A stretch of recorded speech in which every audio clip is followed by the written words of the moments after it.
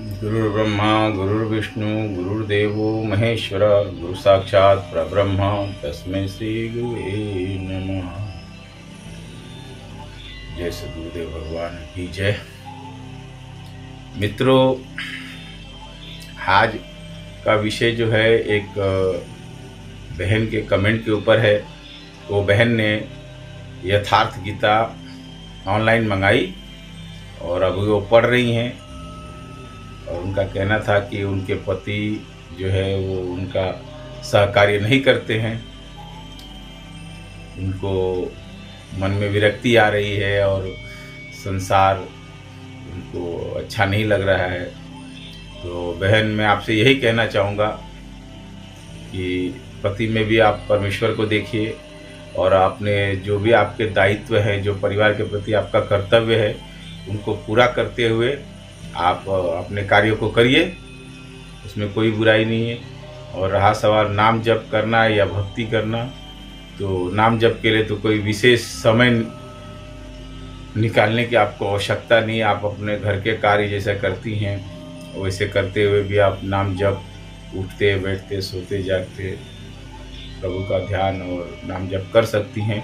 अपने पारिवारिक दायित्व को पूरा करते हुए भी आप प्रभु का नाम लेते रहिए और समय मिले तो यथार्थ गीता भी पढ़ते रहिए, कोई बुराई नहीं है। आप अपने जीवन में, अपने आचरण में इतना परिवर्तन लाइए और वो अपने आप नाम जप करते करते आप परिवर्तन आने लगेगा। जब परिवर्तन दिखेगा आपके व्यवहार में, वो सादगी, वो अच्छाई, वो बड़कपन जब दिखने लगेगा तो देखिएगा एक दिन आपके पति भी आपको इस कार्य में सहकार्य करेंगे। और जो आपने कहा कि संसार से विरक्ति, तो बहन, ये जो संसार हमें सामने दिख रहा है, इससे विरक्त होकर, इससे भागकर परमात्मा को नहीं पाया जा सकता। मन के संसार से भागना है आपको। मन में जो दुनिया भर का संस्कार, जो 24 घंटा एक एक कल्पनाएं, विचार जो चल रहे हैं, उस संसार से आप भागिए। बाहर के संसार में आपका जो प्रारब्ध है, आपका जो दायित्व है, वो आपको निभाना है। पति की सेवा, सास ससुर की सेवा, बच्चों का ध्यान रखना, ये सारे कार्य भी आपको उसी परमात्मा ने सौंपे। ये प्रारब्धवश आपको मिला है।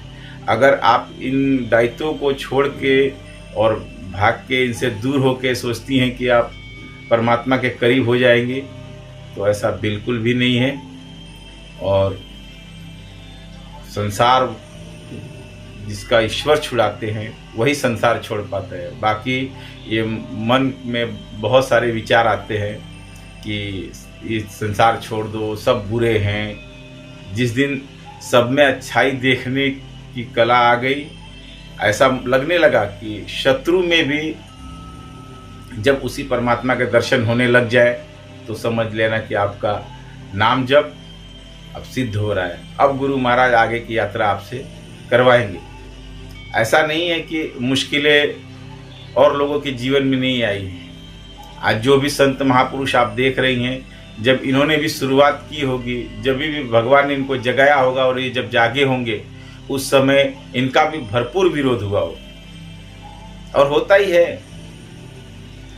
क्योंकि कौवों के झुंड में से जब कोई बगला बनने निकलता है ना, हंस बनने निकलता है, तो कौवे बहुत काँव काँव करते हैं। उनसे द्वेष नहीं करना है, क्योंकि द्वेष करेंगे तो आप अपना ही मन गंदा करेंगे। उनके प्रति कोई दुर्भावना लाइए ही मत मन में। आप बस सच्चे हृदय से नाम जप कीजिए और प्रभु का जितना भी हो सके संकीर्तन कीजिए। उनका यथार्थ गीता पढ़िए जो गुरु महाराज ने लिखी है, या आपके घर में दूसरी गीता हो वो पढ़िए। देखिएगा एक दिन सब कुछ सहज हो जाएगा। आज गुरु महाराज के प्रति भी बहुत लोग बहुत कुछ कहते हैं। आज उनका आज का जीवन देख के लोग बोलते हैं, अरे आपके गुरु महाराज तो हेलीकॉप्टर से चलते हैं, BMW मर्सिडीज की गाड़ियों की लाइन लगी होती है, बहुत पैसा है।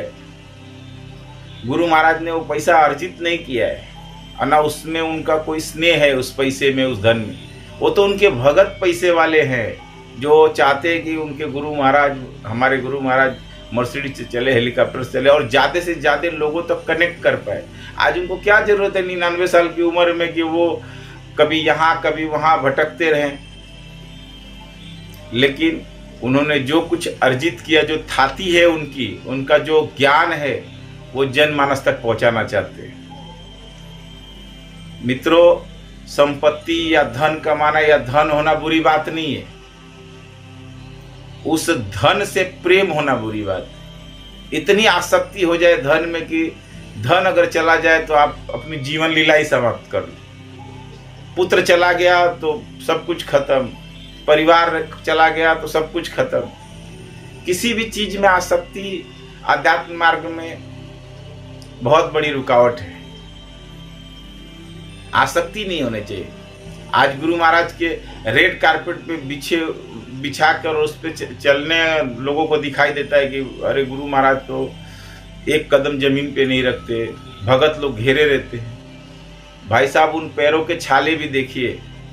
आपको अगर गुरु महाराज को समझना है तो गुरु महाराज की जो यात्रा है उस यात्रा को पढ़िए, देखिए। यूट्यूब पे बहुत सारे वीडियो अवेलेबल है और सारे भक्तों ने गुरु महाराज की जीवन यात्रा के बारे में बताया है।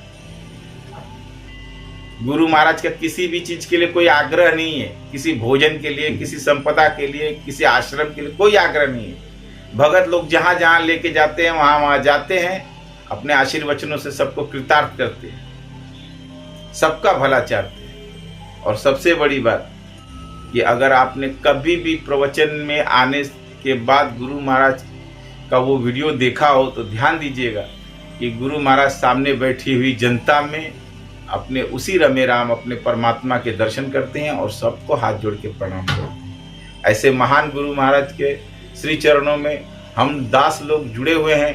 आश्रम के बहुत सारे भगत जुड़े हुए हैं, साधु सन्यासी संत जुड़े हुए हैं। लाखों लाखों भीड़ आती है भाई साहब। जो देता है वो खाता है, खा के चला जाता है। जो नहीं देता वो भी खाता है। उसमें भी गुरु महाराज का कोई अहंकार या कोई आग्रह नहीं है कि हम लाखों लोगों को खिलाते हैं। गुरु महाराज के वचन है कि भाई आपका आश्रम है, आप आए हो, आप भोजन पकाओ, खाओ, खिलाओ और जाओ। और मन से आते जाते रहना, आश्रम में भजन कीर्तन करते रहना, नाम जप करना, यथार्थ गीता पढ़ना। कुछ लोगों का ये भी कहना, अरे वहां तो लहसुन प्याज वगैरह सब खाया जाता है। भाई साहब, लहसुन प्याज और क्या खाना है, क्या पहनना है, ये तो आपके अंदर वाला जो गुरु है ना, वही गुरु महाराज का स्वरूप हुआ। जब आप नाम जप करोगे और नाम जब सधने लगेगा तो वही गुरु महाराज का स्वरूप हुआ आपको बताएगा क्या खाना है, क्या पहनना है, कब उठना है, कब सोना है, कब चलना है, कैसे बाकी लोगों के काम करने हैं। मेरे एक मित्र हैं, उन्होंने कहा कि मैं सब कुछ ठीक है, उन्होंने यथार्थ गीता लिखी, क्या गीता में कोई कमी थी क्या? इसके ऊपर मेरा वीडियो है पहले, या तो मेरे मित्र ने वो वीडियो देखी ना हो। अभी राजेश बाबा का भी एक वीडियो आया है जिसमें उन्होंने वो कथानक फिर से रिपीट किया है कि गुरु महाराज तो लिखना ही नहीं चाहते थे, गुरु महाराज तो कुछ कहना ही नहीं चाहते थे, वो तो बस एकांत में अपना भजन कर रहे थे, भजन करना ही चाहते थे कि भजन करूंगा। जगतानंद आश्रम की शायद कथा है, वहां पे गुरु महाराज ध्यान में बैठे हुए थे। 8 साल पहले ये उनको आग्रह हुआ था कि आपको यथार्थ गीता लिखनी है। गुरु महाराज का आदेश मिला था कि आप यथार्थ गीता, उस समय नाम नहीं था, आपको गीता लिखनी है। गुरु महाराज ने कहा कि जैसे नाम जप से प्रारब्ध कट जाते हैं वैसे ये भी प्रारब्ध काट लूंगा नाम जप से। बहुत तपस्या की, बहुत ध्यान साधना की। एक दिन ध्यान में बैठे, जागृत अवस्था है, उन्होंने देखा कि बहुत सारे ऊंट उनकी परिक्रमा कर रहे हैं। आंखों से दिख रहा है कि ऊंट परिक्रमा कर रहे हैं। धीरे धीरे सारे ऊंटों ने परिक्रमा की और चलते बने, लेकिन एक ऊंट जो था वो वही परिक्रमा करते रहा। वही वो प्रारब्ध था जिसकी वजह से यथार्थ गीता आज अवतरित हुई है और हम सबको मिली है। यथार्थ गीता क्यों आई, कैसे आई, बहुत सारे वीडियो हैं यूट्यूब पे अवेलेबल है, या तो आप गुरु महाराज के आश्रम की पुस्तक है उसमें पढ़िए। गुरु महाराज तो लिखना ही नहीं चाहते थे, वो तो कुछ भी नहीं कहना चाहते थे और उन्होंने लिखी नहीं है, कागज कलम लेके नहीं बैठे। मेरे मित्र का ये भी कहना था कि वेदम व्यास ने बोला और गणेश जी ने लिखा, उसमें क्या कमी थी? कमी कुछ नहीं थी भाई साहब। आज संस्कृत कहाँ पढ़ी जाती है और कहाँ पढ़ाई जाती है? और उस संस्कृत में जो गीता लिखी गई, उसके जो अर्थ लिखे, वो भी कितने बड़े विद्वान लोगों ने लिखे। क्योंकि उस समय तो जब गीता लिखी गई, गणेश जी ने जब लिखी, तो उसका अर्थ तो लिखा नहीं। उन्हीं संस्कृत के अर्थों का कई जगह पे अनर्थ करके आज गीता का नाम लेके लोग गलत काम कर जाते हैं। कि गीता में तो लिखा है कि आत्मा न मरती है न मारती है, न कोई आया है न कोई गया है। ये तो भगवान की इच्छा थी कि मैंने उसकी हत्या कर दी, मैंने मर्डर कर दिया। फिल्मों में देखा होगा आप लोगों ने। जब तक कोई चीज सहज न हो जाए ना आम जनमानस तक। गुरु महाराज बहुत पढ़े लिखे नहीं थे, उनको तो संस्कृत भी नहीं आती थी। वो खुद कहते कि मुझे तो संस्कृत आती ही नहीं थी। लेकिन जब परमात्मा कोई कार्य कराना चाहे ना, तो उससे टाले नहीं टलता है। वो एक उठवा वही प्रारब्ध था। उसके बाद से गुरु महाराज के आदेश पे बहुत सारे टेप रिकॉर्डर मंगाए गए, और गुरु महाराज जो बोले वो रिकॉर्ड कर लिया जाए।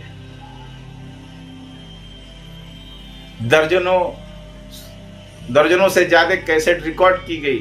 बाद में उन्हीं रिकॉर्डिंगों के हिसाब से वो यथार्थ गीता जो है वो लेखनी की गई उसकी, और लिखा गया, और आज हम सबके बीच में वो यथार्थ गीता है। मित्रों, मैं गुरु महाराज का छोटा सा दास, उनका भगत, सब साधु संत महात्माओं को प्रणाम करते हुए अपने गुरु महाराज को प्रणाम करता हूँ। जय सद्गुरुदेव भगवान। आप सब मेरा राम को मेरा प्रणाम। धन्यवाद मित्रों। कोई गलती हुई हो, कोई भूल चूक हुई हो तो मुझे क्षमा कीजिएगा। मैंने इसमें 2 लोगों को कोट किया है, जो मेरे एक मित्र हैं और एक मेरी बहन है, जिन्होंने कमेंट किया था। बहन, आप भक्ति करते रहिए, एक दिन सब सहज हो जाएगा, सब लोग आपकी बात मानेंगे। पहले आध्यात्मिक राह बहुत कठिन है, शुरुआत में बहुत सारी अड़चने आती हैं, लेकिन एक दिन सब कुछ सहज हो जाता है। ओम श्री सद्गुरुदेव भगवान की जय।